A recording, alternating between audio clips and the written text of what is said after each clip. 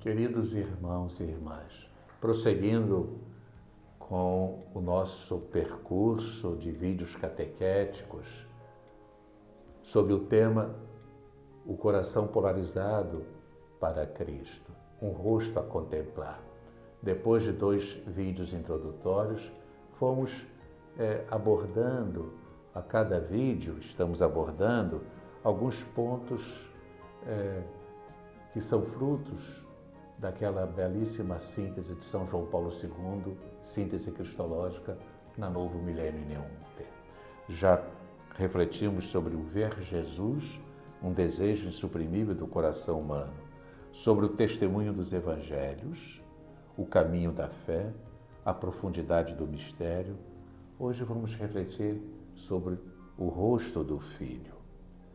Trata-se, queridos irmãos e irmãs, de, apoiados na Novo Milênio in Eunte, número 24, considerar brevemente que contemplar o mistério de Cristo é contemplar o rosto do Filho. E essa nossa breve reflexão será articulada em 2 momentos. Primeiramente, apoiando-nos em Novo Milênio in Eunte 24, vamos considerar a consciência que Jesus possuía de ser o Filho de Deus. Em seguida, concluindo, vamos apenas transcrever, partilhar 4 proposições de um importante documento da Comissão Teológica Internacional sobre a autoconsciência de Jesus. Vamos ao primeiro momento, apoiados em Novo Milênio 24, Novo Milênio in Eunte, número 24. A consciência que Jesus possuía de ser Filho de Deus. Vejamos em 2 breves tópicos como o número 24 da Novo Milênio in Eunte nos apresenta a autoconsciência de Jesus sobre sua filiação divina. A autoconsciência de Cristo.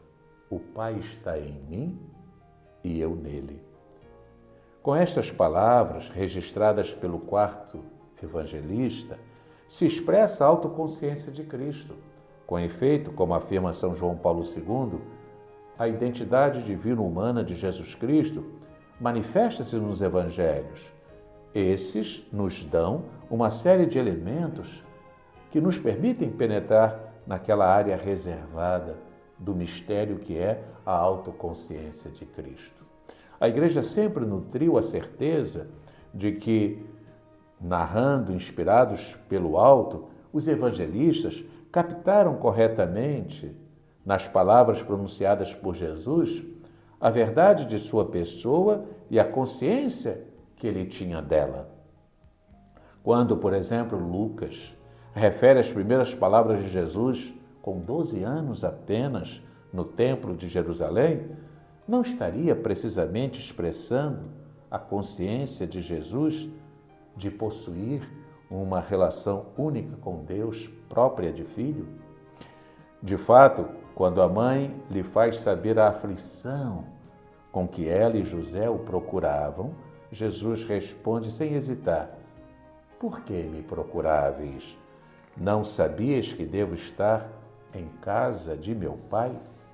Ora, se assim se expressa aos 12 anos, diante da aflição de Maria, não é, pois, de admirar que, uma vez homem feito, a sua linguagem exprima decididamente a profundidade do seu próprio mistério, como largamente o sublinham quer os evangelhos sinóticos, quer, sobretudo, o evangelista João.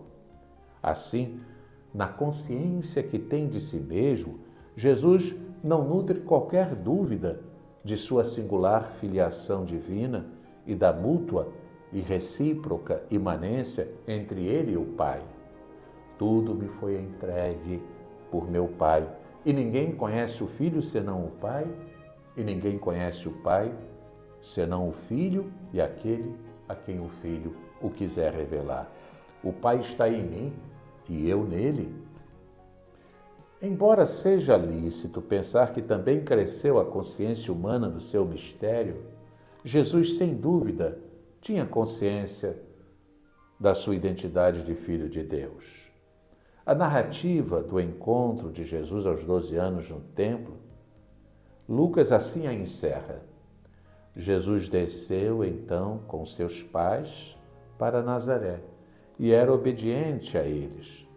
Sua mãe guardava todas estas coisas no coração e Jesus ia crescendo em sabedoria, tamanho e graça diante de Deus e dos homens. No respeito, portanto, da sua condição humana, que o fazia crescer em sabedoria, em estatura e em graça, é lícito, sem dúvida, pensar que também a consciência humana do seu mistério tenha crescido até a expressão plena da sua humanidade glorificada. Todavia, não há dúvida de que Jesus, já nos dias da sua existência histórica, tinha consciência da sua identidade de Filho de Deus. João, de tal modo, o sublinha, chegando a afirmar que, em última análise, foi esse o motivo por que o rejeitaram e o condenaram. Na realidade, procuravam matá-lo não só por violar o sábado, mas também porque dizia que Deus era seu Pai, fazendo-se igual a Deus. E, se como observa São João Paulo II, no cenário do Getsêmani e do Gólgota, a consciência humana de Jesus está submetida a dura prova, sabemos, todavia, que nem sequer o drama da sua paixão e morte conseguirá turbar a sua serena certeza de ser o Filho do Pai Celeste. A autoconsciência de Jesus, segundo o documento da Comissão Teológica Internacional. A Comissão Teológica Internacional, órgão oficial da Santa Sé destinado a aprofundar questões teológicas de atualidade, publicou, com data de 31 de maio de 1986, um estudo sobre a consciência que Jesus tinha de si e de sua missão. O estudo, limitando-se a algumas afirmações sobre o tema proposto, apresenta 4 proposições que se colocam no plano do que a fé sempre professou no tocante a Cristo. Para cada proposição, há um comentário que segue em grandes linhas um plano em 3 etapas, assim delineado. Expõe-se, antes do mais, o que a pregação dos apóstolos disse a respeito de Cristo. A seguir, indaga-se o que os evangelhos sinóticos, mediante a convergência de suas linhas, nos permitem dizer sobre a consciência de Jesus. Por último, examina-se o testemunho do Evangelho segundo São João, que não raro diz de maneira explícita o que os evangelhos sinóticos apresentam de modo mais implícito, sem que haja oposição entre estes e aquele. Assim, vamos apenas enunciar as 4 proposições do rico documento da Comissão Teológica Internacional. Para os comentários, quero convidá-los a, quem sabe, tomar em mãos este documento e aprofundá-lo, refletir sobre aquilo que ali está afirmado. Mas qual é o teor das 4 proposições? Jesus, como homem, tinha consciência de ser Filho de Deus. A vida de Jesus atesta a consciência da sua relação filial com o Pai.